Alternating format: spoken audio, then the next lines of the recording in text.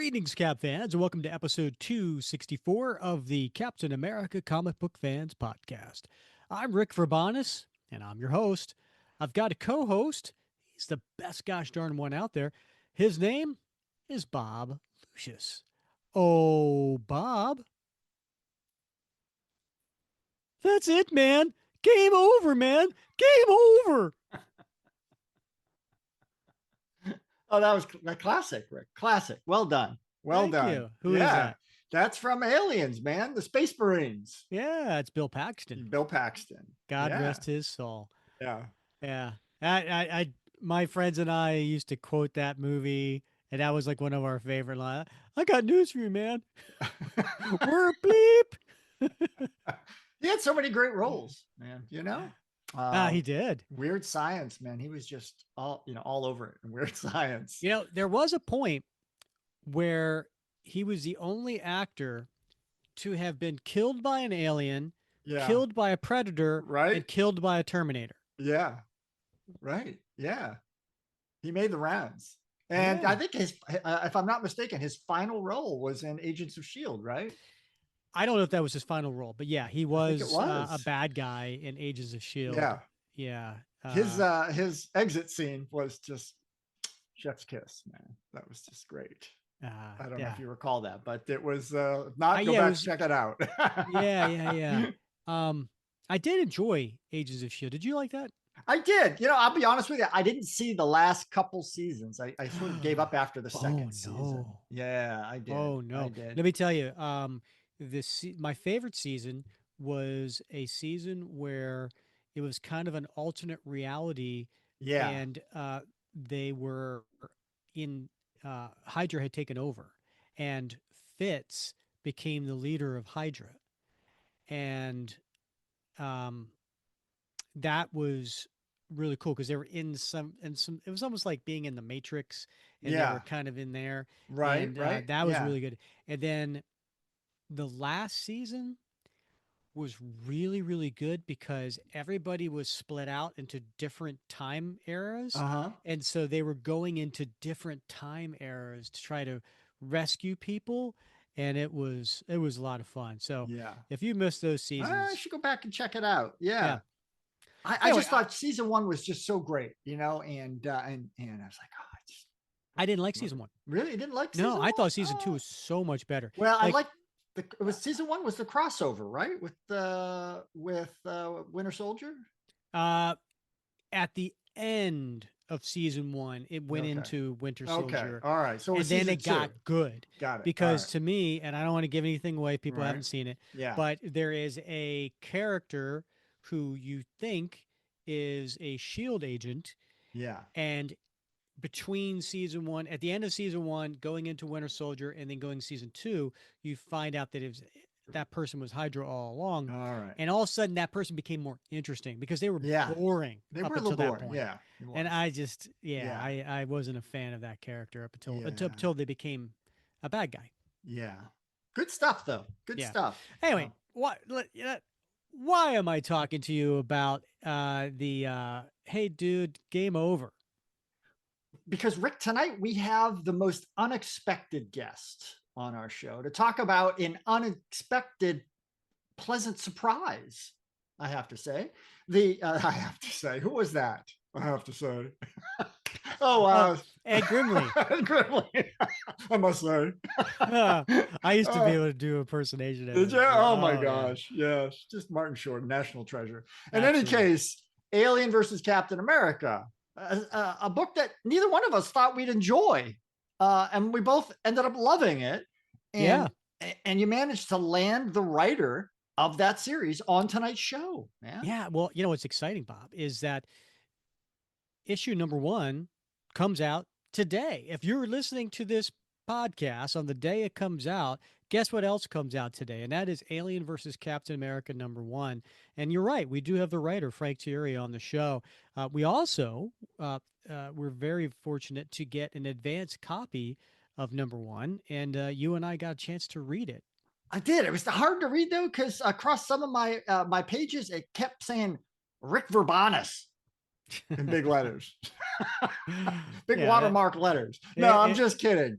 Yeah, we did get the advanced copy, and so we got a chance, a little sneak peek to read that first issue in preparation for tonight, and it blew my mind.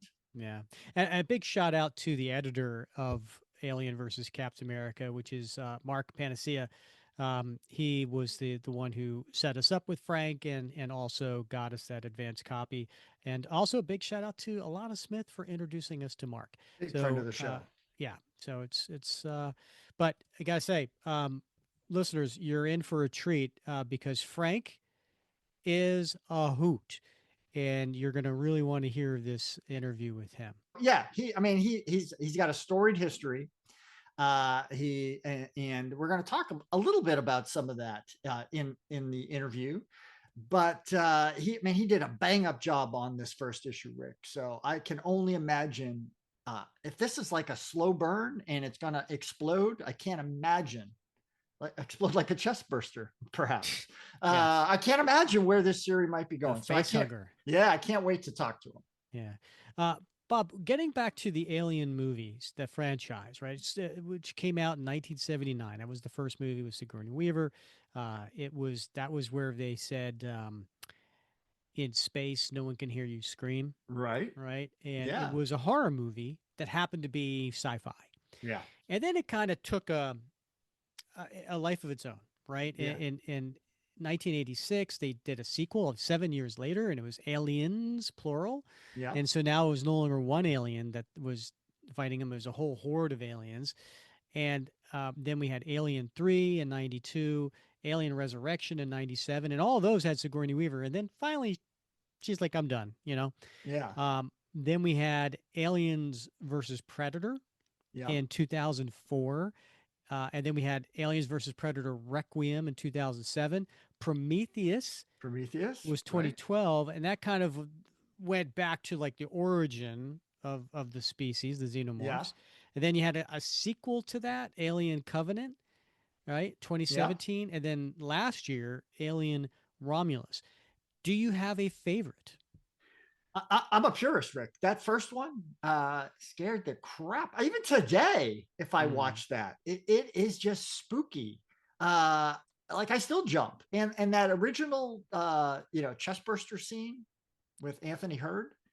Uh, was it Anthony Hurd? Yeah, Anthony Hurd. And man, just oh my gosh, right? Yeah, it's hard to beat that. I mean, it's a classic original, so I'd have to go with that. all right, that's good. You know what? You can't go wrong with that. Me, got to go with Aliens, the Mm, sequel. yeah, Just the idea of a whole bunch of Marines stranded on a planet trying to fight their sure. way through a Space horde Marines. of You're aliens. right. Yeah, Yeah, and then the dialogue was so much fun. yeah. Hey Vasquez, did anyone ever confuse you for a woman? And then no, how about you? Yeah, Yeah. yeah. Good. Uh, That was an excellent, excellent. And I liked Prometheus too, Rick. Just the idea, like I'll tell you, the scenes that stand out in my head was that scene of the what do they call them? The Prometheus guys, the big bald, tall guys that are kind of blue and emptying the whatever it was, mitochondrial DNA into the mhm. Earth's waters, to spawn life. That scene always stood with me as just like really thought provoking, right? Mm, The creation yeah. in another sense. Uh, Lots of the Alien movies have scenes like that stand with you, and the video games too. Rick, you ever play the video games? Oh yeah, especially in the arcade where you're standing there with the Oh, that machine gun one. that Oh my gosh. vibrates as you're trying to Yeah, they shoot always all have these those at the aliens. movie theaters, right? Yeah. Yeah, they have those arcade games at the movie theater. But I played like the old Xbox, original Xbox Alien, and just scary as hell. Just playing the video game, creeping Yeah. along this, good Mm-hmm. stuff. Just Yeah. Good. a quality franchise. Yeah. Speaking of good stuff, I got to say, yeah, big fan of the first issue. Very creepy, but also very true to Steve Rogers and Bucky, I thought. Sure, yeah, And I thought it was a great mashup of both genres. And I can't wait to talk to Frank to see, because you know how much I love World War II stories, Bob. Oh, I know you do. I know you were really looking forward to this. As Yeah. much as I was looking forward to the crossover, I know you were looking forward to the World War II context of the story. So I can't wait to talk with Frank about that. Matter of fact, we should probably let him out of the green room. What do you think? Yeah, let's do that. Our guest today is an award winning American writer known for his extensive work across comic books, video games, and television animation.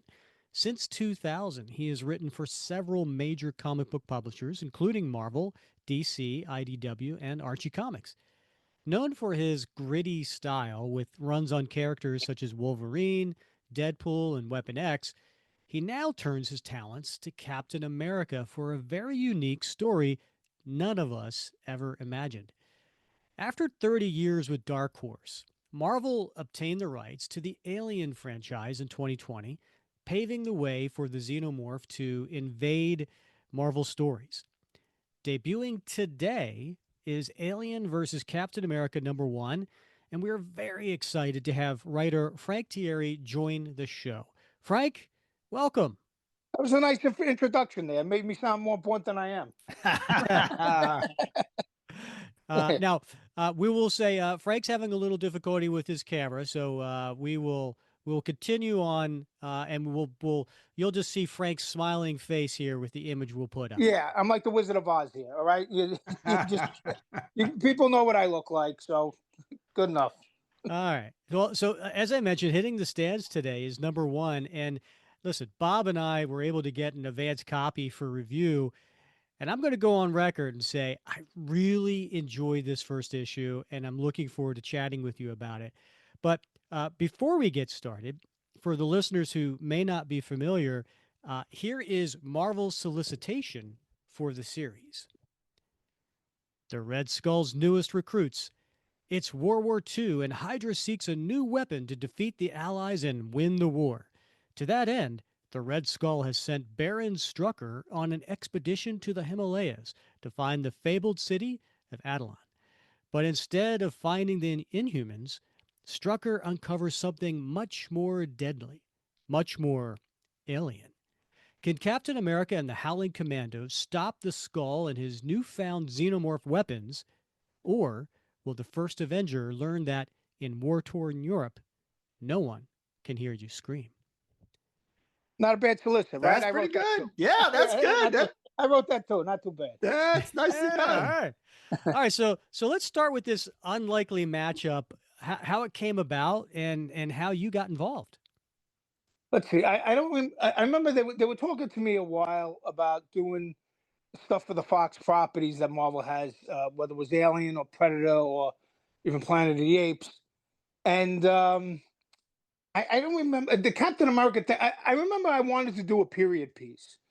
I wanted to do a period piece, and that's I think how the Captain America of it came about.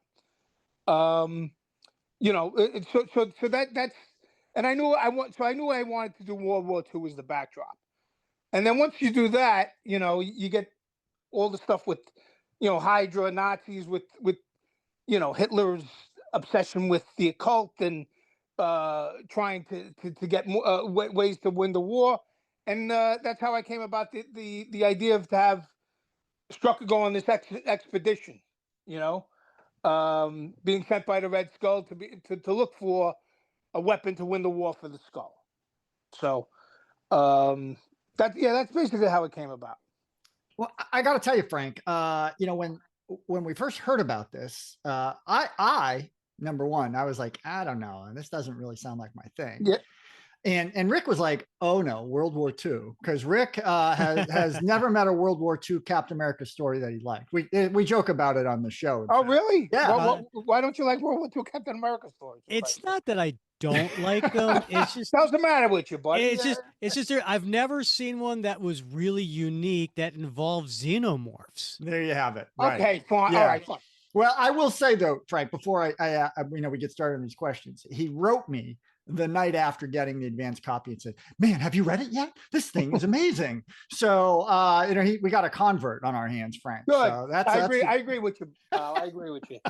It is amazing. Yes.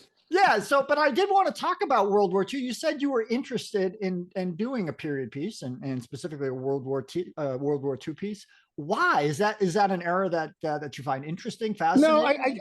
I just think with, when you do the aliens and the predators stuff, I think they showed. So I don't know. I think that, like, you saw Prey, you saw Yeah, yeah. with some of the properties, I think it's sometimes more interesting. It's like we've seen it in the present.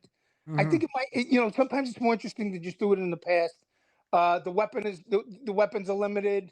The communications are limited. Yeah. You have more limitations in the past, and I think it's more fun to play with. Right. Yeah. And I just thought the World War II was such a great backdrop. You have Hydra, who, let's face it, are Nazis, and who are the ultimate villains. And World War II, it's just like there's so much at stake that me personally, I think you're dead wrong. I love Captain America World War II stories. Well, I do as well. I do Yeah, as well, Frank. So some of my I try to slip them in here yeah. and there, right? And I'm sometimes successful. So pretty, I got a pretty good record on that. Okay. So I do want to ask you. Sometimes adjustments are made when you're trying to merge two different very different intellectual properties like you've done here. So, what are some of the things that maybe you had to consider when taking, the Xenomorph franchise, right, and merging it into the Marvel franchise with superheroes? Were there any standout things that you were like, well, I gotta maybe nerf the alien here or up the superhero stuff there? I mean, were there any considerations that you made or weighed entering into the project? Well, look. I've worked on it, as you pointed out. I've worked on a number of licensed properties over the years, not just Marvel and DC, but recently Godzilla. Um, I've worked on Die Hard. I've worked on Star Wars. I've worked on all these franchises where you have you're answering to the licensor. You know what I mean? And it's not just I'm not just dealing with Marvel. I'm dealing with Fox too. So that going in, that there's going to be a lot of you might have there's concessions you're going to have to make. Right. Um, there's a lot of chefs in the kitchen there, and hopefully hopefully it's not too much, because you have. I'll tell you what, when I had the experience of writing, I do video games too. When I worked on the Marvel versus Capcom series, Mm. okay, that was a good testing ground, because that was the Capcom character. I was dealing with Marvel, I was dealing with Capcom, and then I was dealing with Capcom Japan. Okay, it was almost three. It was Capcom USA, Capcom Japan, Marvel. So I was almost dealing with three companies. So I recognize that you're gonna have when you have that many people in the kitchen you're gonna have to make some concessions. You're gonna have to realize there's gonna be some notes that you might not agree with, um, and that sometimes you fight for them, sometimes you don't. It depends on you have to pick your battles Mm. with some of this stuff. Yeah. For the important stuff.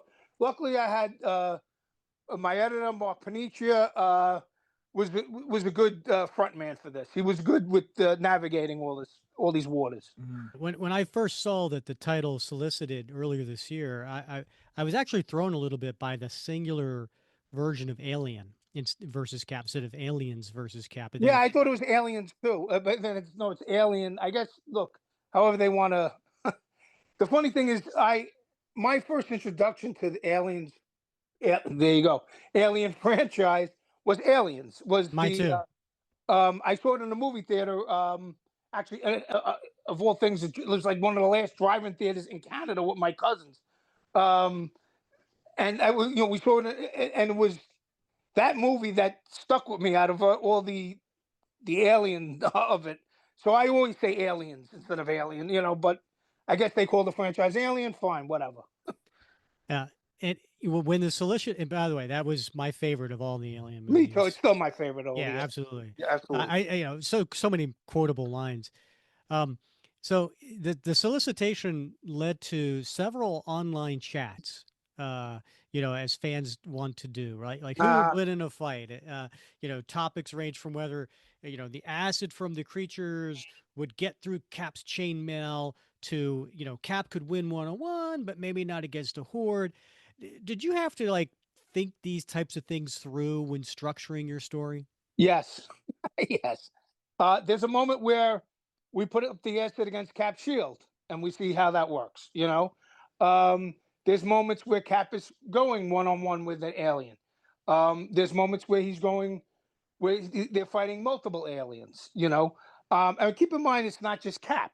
Okay, we have a full cast here. We have Captain America, we have Bucky, we have the Howling Commandos, and not to spoil, we do have others. There will be other familiar Marvel characters that will make their appearance here. So it won't just be Captain America we're talking about going up against the aliens. Now I'm intrigued, Frank. Yeah, well, Oh, that's why I'm doing a podcast. What do you think I'm doing a podcast for? So, this story appears to take place early in the relationship between Cap and Nick Fury. And I don't want to, I'm going to nerd on you here. So please excuse me. And I'm thinking it probably took place sometime, maybe not long after we first see, Cap and Bucky meet Nick in Sergeant Fury and Howling Commandos number 13. Where did you give any thought to where this sort of fit into that relationship? Well, I will tell you the timeline. It's towards the end of the war. Okay. All right. And that it is towards the end of the war. So Cap and Fury know each other. Okay. They come together because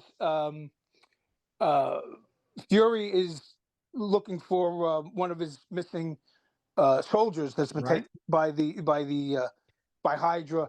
Yeah, Dino. Yes. Dino Manelli, yeah. Dino Manelli, yes, exactly. And that's where we see Cap show up. And Fury's attitude is kind of like, we can handle this. We don't need you. And it's like, well, and Cap's like, well, Uncle Sam thinks differently. You know what I mean? Right. Yeah. This is potentially World War of the Worlds. They're going to want the big guns here. Yeah, that was a good line, by the way. I enjoyed that one. Thank you. That was well written. So, I also wanted to ask, is this part of, is this canon? Is this part of like the main 616, or is this like the Aliens versus Avengers series by Hickman on a different Earth? I think it's kind of like its own. Look, I think we have these pocket Fox universes where you have Benjamin Percy has his thing with like his almost pocket universe with the Predator, and then you got the Aliens one that Hickman did. This is kind of like its own kind of universe, I guess. Okay. So it's not part of the regular Marvel universe, because as we'll see, the regular Marvel universe didn't have aliens or xenomorphs, you should say, involved in World War II. So that we know of, Frank. That we know of. Okay. All right. Well, so with this being outside the main 616 comic universe, can we expect that not all characters are safe? And you can very much expect that. All right. That was the first thing I asked when I took the job. Okay. Can I kill people? Can I kill people? Look, everybody knows what my reputation is. I tend to err on the side of the more violent aspects of comics at times. And look, you're going to see people that meet their end here that you didn't think were going to meet their end here. Let's put it that way. Those are fun stories. There will be a body count. The xenomorphs do get their notches here. So we also have some questions from some of our patrons that we'll sprinkle in here occasionally. Sure, the first one is from Matthew Glover, and he wants to know, given that Nick Fury and the Howlers didn't start off on the best terms in the comics, what was your approach to the relationship between Cap and the Howling Commandos, and which commando was your favorite to write? Fury was my favorite to write. That's the right answer. Right. Fury's always my bet. Well, you certainly didn't like Dino Manelli, at least in the first issue. I have nothing against Dino Manelli, but look, there's he ain't dead yet. Okay, let's put it that way. So if you thought that I didn't do him anything to him in the first issue, Fury. I always like Fury. I always like Fury when he was with Shield, later on, and I always liked him as a Howling Commando. See, to me, he was the most fun to write out of that group. I was always partial to Dum Dum. I like Dum Dum as well. Um, the but I just like to play with the interaction between them and Cap. Um, it's like Cap is kind of the leader in charge, but Fury's the leader of the Howling Commandos, so he doesn't take that well to other people telling him what to do. You know what I mean? Yeah, yeah. So we play with that a little bit. That's an interesting dynamic, and I'm Yes, glad yes, that you pulled that out. That because Cap is Cap, and when yes, Cap shows up on scene, he's kind of in charge. But Fury's right. got his own. I mean, he's got his own command structure, and that tension, I think, is what's part of what's interesting when they interact. Yes, yes. And then you see that in the first issue. They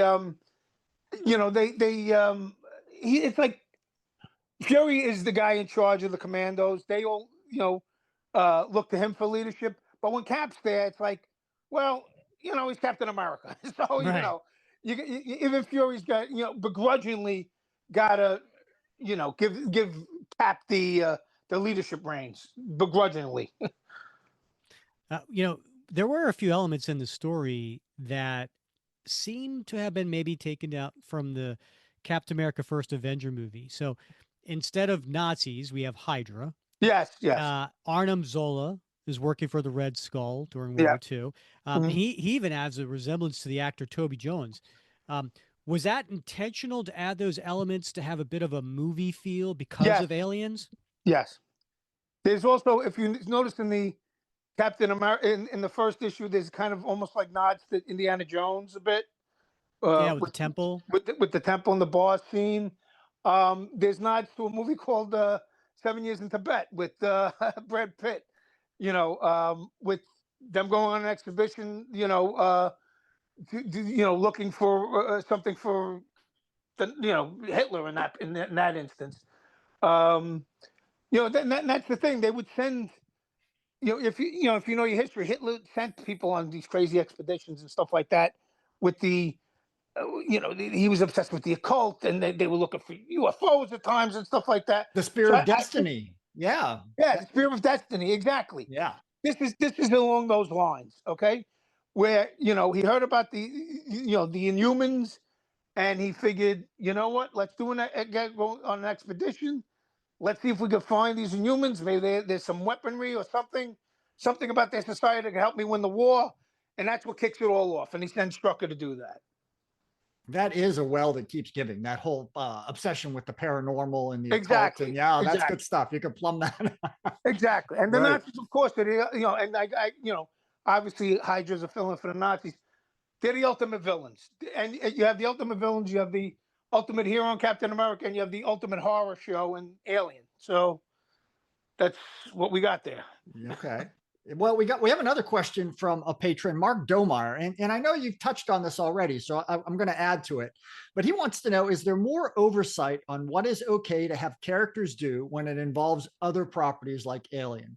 How much more scrutiny did you face when penning a crossover like this? So you've talked a little bit about that, but I want to just add to that and ask you, how much research did you have to do? Were you thoroughly familiar with the Aliens franchise, or did you have to dig into the comics and watch the movies again? Well, I didn't read any of the comics, the Hickman stuff, because I wanted to come in fresh, comic book wise. But I know all the. Look, like I said, I'm a big fan of the Aliens franchise. Aliens, that's my favorite of them, but I've seen them all. I love the recent TV show they did, Alien Earth. I thought that was great. I was watching that as it's funny. I was watching that as I was doing a lot of these scripts. So here's what I will say. Okay, there are plenty of Easter eggs you'll find in there from both series. Some I was allowed to put in there, some I wasn't. Okay. Okay.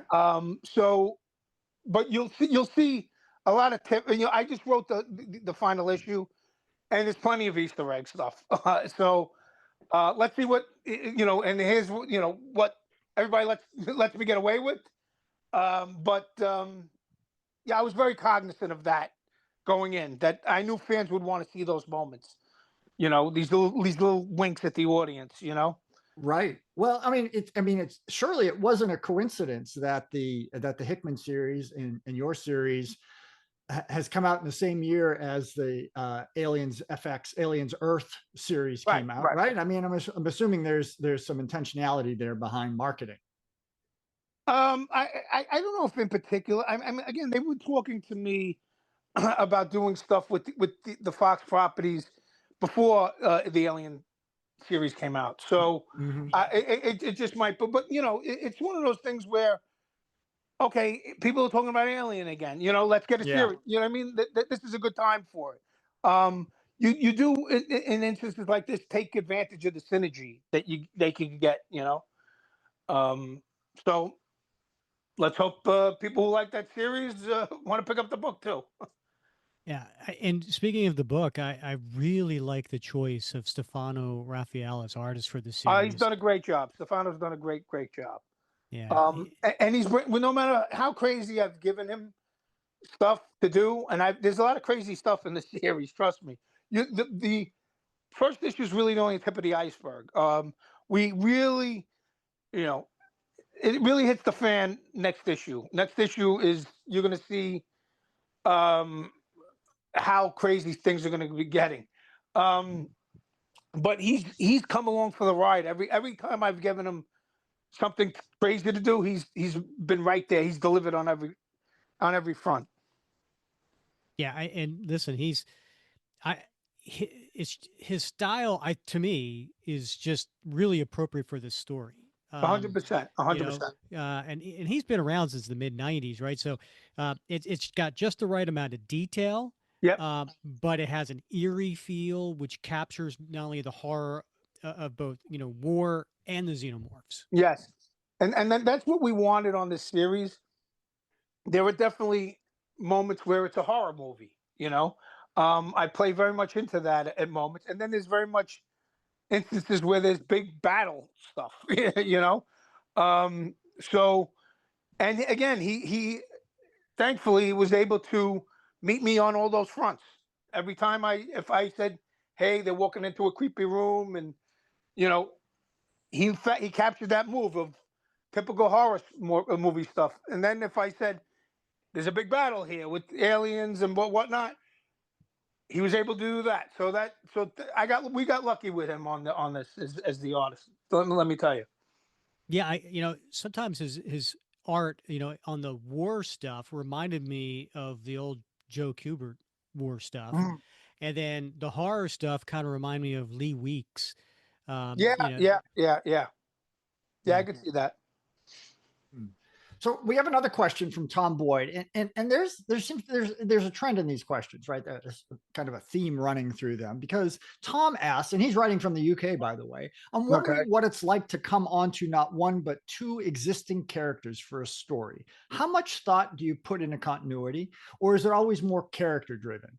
And I would ask, in addition to that, like this is a mini series, right? But it's establishing maybe the foundation for something else in the future. And so, how much attention do you pay to setting continuity in place for maybe a future, plumbing of this storyline? It's not something you don't consider. Let's put it that way. Um, would we like to do a sequel?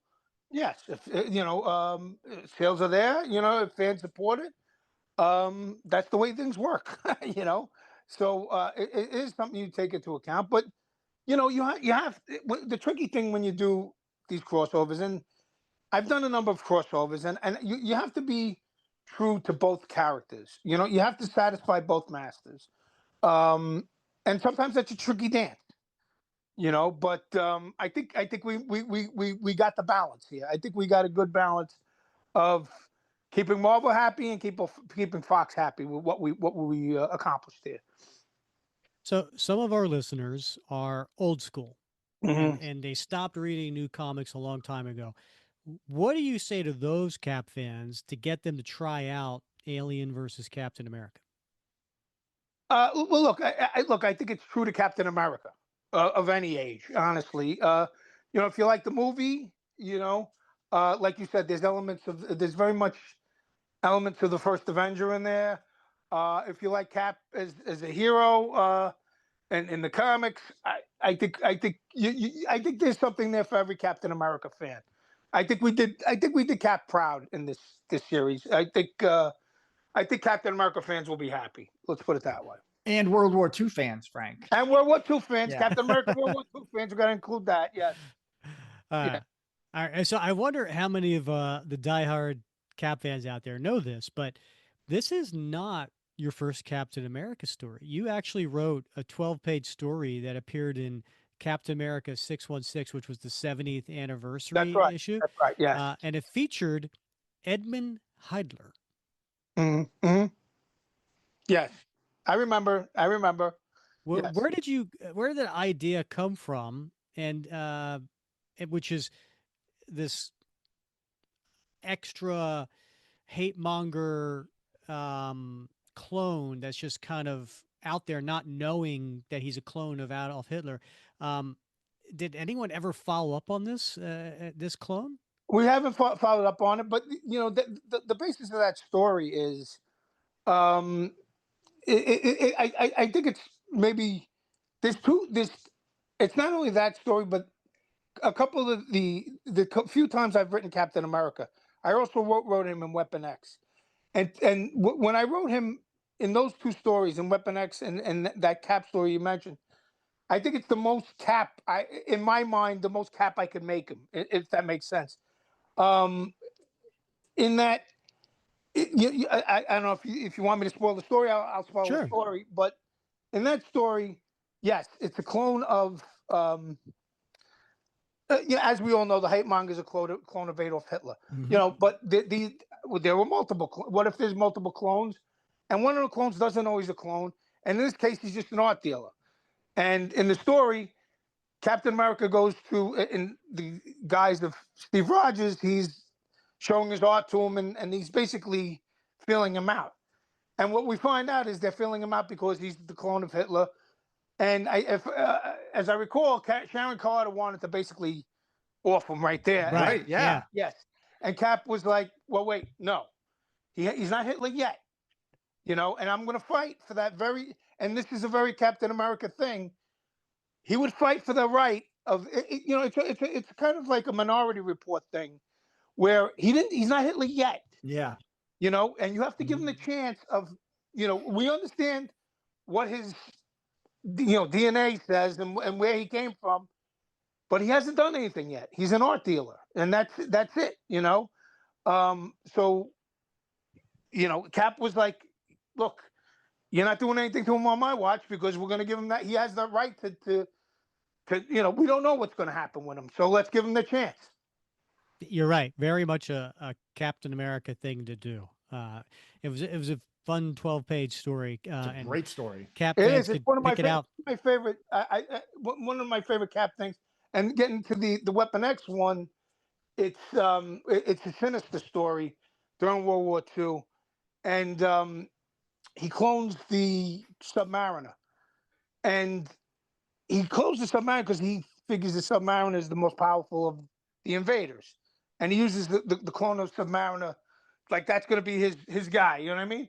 And he goes up against Captain America, and Captain America kicks the shit out of him. Okay, and Sinister doesn't understand. He's like, I don't understand. You know what I mean? And it's like Captain America's just a man. He's just a guy. He's just a guy with a shield. How'd he beat him?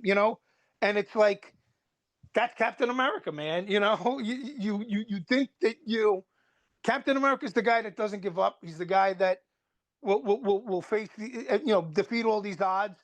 And it's a valuable lesson that Sinister learns in that story. So that was another story where I did Cap with. I've written him a few times, but and I've always tried to do Cap justice because I think when you write Cap, it's almost like it's a little different when you write up some other heroes. You know what I mean? Yeah.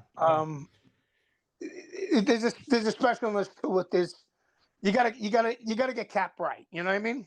It's a sacred responsibility, Frank. Yeah, basically. Okay, if you will, yes, I suppose. Yeah. Well, listen, you got Cap right in at least in Alien versus Captain America #1. So very excited about that.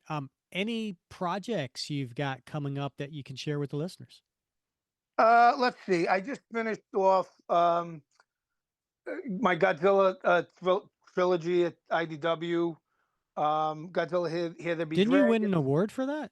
I didn't win an award. No, I was nominated and for the Eisner for that for the miniseries was nominated, Yeah. but no, we lost. But But hey, still, I mean, to Still be Eisner, prestigious. Yeah. yeah. we got nominated for the Eisner for Godzilla, which is which is nice, But so that we just finished that off. I had I finished off a creator on. I have one issue left of my creator-owned book for Mad Cave. Whatever happened to the Crimson Justice? Fans can check that out. What else? Oh, I'm doing the. I'm entering the Absolute Universe with my friend Scott Snyder. They let me play with Arkham. We're doing an Absolute Arkham book that's coming out. Wow. Yeah, that's coming out in January, I believe. So, trying to think of what else. Well, you're no stranger to Batman. I mean, you've No, written I've him done several times. Batman Yeah. a number of times. So, I don't know if the books haven't been out yet, but I have a little Wolverine thing coming out. That's I don't know if that hasn't been announced yet, but so fans of mine that like me on Wolverine, there's going to be a little thing there. I just finished that Sabretooth series, which was and was essentially gangs in New York, Sabretooth and gangs in New York, which was a lot of fun. Yeah. Another history thing. So, And what's the best way for listeners to keep up to date on what's going on with you? I'm on the Facebook, I'm on the Twitter, on Instagram, though I don't post a lot. I think I'm even on that friggin' Threads. I think I'm still on that. Blue All Sky. right. I put my name on there so nobody but you has Frank Tieri and they take my Right. name and flood it with penises or something. You know what I just figured, you know what? I'll just take my name and leave it there so nobody screws around. You know what I Yeah, mean? good strategy. Yeah. Yeah, Yeah. exactly. All Yeah. right. Well, we'll be sure to put your the Facebook link in the show notes so Yeah, people can check Facebook, that out. Twitter, I'm all that crap. All right. Well, listen, Cap fans, make sure that you pick up Alien versus Captain America #1, which is out today, and ask to add it to your pull list. And as Bob said, I'm not usually a big fan of these crossovers, but if the rest of the series is anything like #1, I'm hooked. Frank, Mhm. thanks so much for coming on the show. It was a real pleasure wrapping Cap with you. Thank you, guys. Thanks for having me. And yes, guys, go buy the book. Buy multiple copies. All right. Yeah, well, you got me. I We'd did. like All we'd right. like to do a sequel, and I do have something in mind for a sequel. Let's put it that way. Well, that was so much fun talking with Frank. He's a hoot. Oh my gosh, Rick. I did not expect that. He is a ball of energy. I want to hang with Frank. I know, right? Yeah, Yeah. right. Yeah, I think he lives in New York. I don't know if the accent gave it away, but yeah, I think he doesn't live too far from me. Maybe I should hit him up. You definitely should. Maybe head on over to Denny's or something for a Grand Slam breakfast or something, because he sounds like a lot of fun just to sit and talk with. And I mean, he's written so much over the years and dabbled in so many different mediums that, I mean, I think you could sit for him with hours and talk to him about stuff. Yeah. Well, he has been writing for like 25 years, and so many different things, not just comics, but video games and other things as well. So yeah, no, yeah, it was a lot of fun. So listeners, again, check it out. It comes out today. Make sure you check out Captain America, Alien versus Captain America #1, and you will thank us later. And we can't wait Yeah. to see your comments in the Facebook group on what your thoughts on the issue was. I guarantee it, you're not going to be disappointed. And by guarantee it, I don't actually mean a money back guarantee or anything like that. It's just more of a metaphorical sort of thing. But you're going to love it. All right. Next episode, it is part 2 of the 1975 story in Captain America 185. It's the last three-part story from Steve Englehart and his end of his run on Captain America, and it's Cap versus the Red Skull. It was quite the cliffhanger, Bob. It was. It was. Definitely join us for that because if you haven't read it in a while, you are going to want to get back into that story. Yeah, and in case you missed part one, make sure you check out episode 260. That's where we cover it panel by panel, and then come back next week to episode 265, where we'll cover part two. Um, and also, if you enjoy this podcast, please rate, review, subscribe wherever you listen. If you're on YouTube right now, give us a thumbs up, leave us a comment. If you are on Apple, please give us a 5-star review. Speaking of which, Bob, we actually got a new 5-star review on Apple. Shall I read it? Oh, please, please. And the title to this one is These Guys Know Cap Like No One Else. And it's from Ara Midden. He gives a 5-star review. And it says, I became a fan of Cap back in 2011 when the first MCU Cap movie came out. I started reading Captain America comics back in July, starting with the original Tales of Suspense stories, and found you guys when I was looking around for YouTube videos talking about those issues. Needless to say, I absolutely loved listening to you guys break down the issues as I read through them and subscribed to your channel immediately. I listened to it as a podcast when commuting to and from work. You guys truly get Cap on a level that no one else does. I haven't listened to all of your episodes yet since I'm following along chronologically, but I just reached the Secret Empire Nomad saga and I wanted to tell you guys just how much I've enjoyed the podcast. Can't wait to get all caught up. Man, that's awesome. Yeah. Thank you, Aramid, we appreciate that. And if you would like, again, to leave us a 5-star review on Apple, please do so, and we will read it here. And also, if you feel that, oh, I don't know, our 4 episodes a month is worth a comic book price, then please go to buymeacoffee.com/Cap Comic Fans and support us there.